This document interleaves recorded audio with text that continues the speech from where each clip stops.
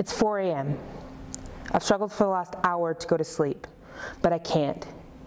Yet again, I'm tossing and turning, unable to shut down my brain. Why? Because I'm stressed. I'm stressed about our family.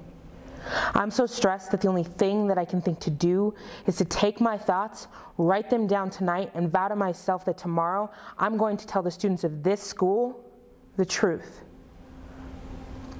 I think I speak for all of your teachers when I say this is what you really need to hear.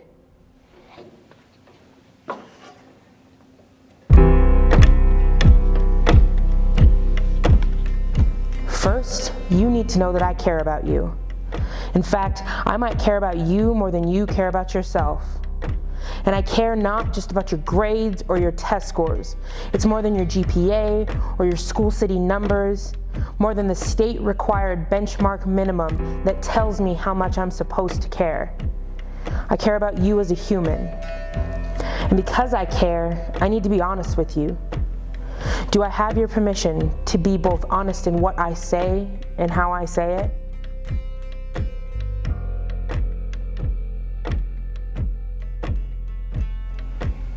Here's the thing. Teachers lose sleep because of you every week. And I could be the one to tell you, or I could let the others who have walked before you tell you this truth. People who have walked these halls, sat in these desks, who were the example of what it means not just to rise, but to shine as well. They are who need to tell you this truth.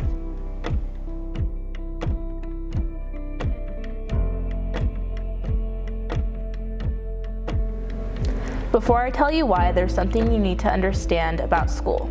You see, academic learning is not the main event of school. It never has been, and it probably never will be. Yes, algebra, essay writing, the judicial process, science, all are important.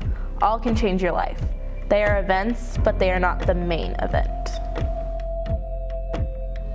The main event of school is dealing with the harshness of life when it gets difficult.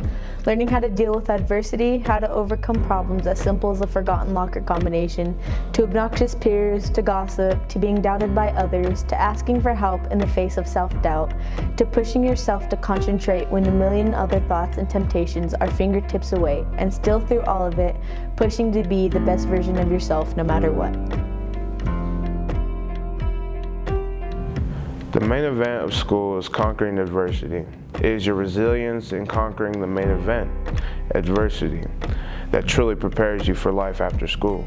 Because mark my words, school is not the last time you will face great difficulty.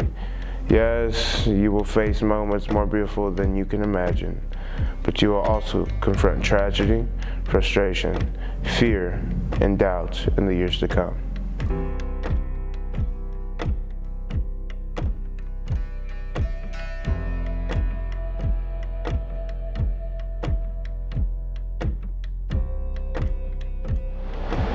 We shouldn't be worried about the fact that we will face great adversities. We should be worried because we're setting ourselves up to fail at overcoming them. Here's the real reason why teachers lose sleep because of us every single week. We are failing at the main event of school. We are quitting. You may not think we are quitting, but we are, because quitting wears many masks. For some, quitting looks like throwing the day away and not even picking up a pencil to write a sentence or a fraction because you think you can't, or it doesn't matter, or it's not worth it. But it is.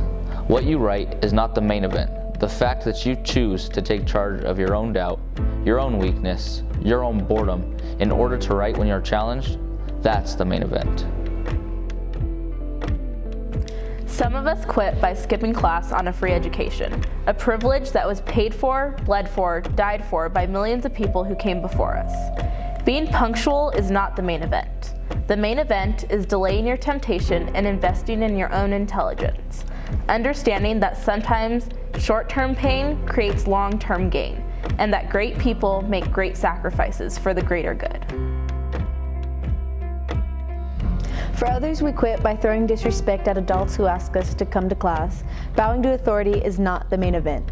The main event is learning how to problem solve maturely, not letting your judgment be tainted by the stains of emotion. It's having grace intact when every fiber of your being wants to hit and scream or run away. I see some of you quit by not taking opportunities, chance after chance after chance, to pass the class no matter how far down you are. The main event is not having some letter, some number tell you that you are worthy. The main event is pulling yourself together and making hard choices and sacrifices when it seems impossible. It is finding hope in the hopeless, courage in the challenge, and guts in the grit.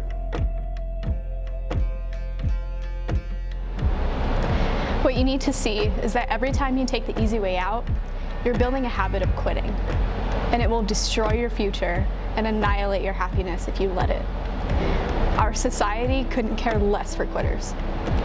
Life will leave you sad, depressed, and poor if you can't courage up enough to deal with hardship. You're either the muscle or the dirt. You either take resistance and grow stronger, or you erode in the wind.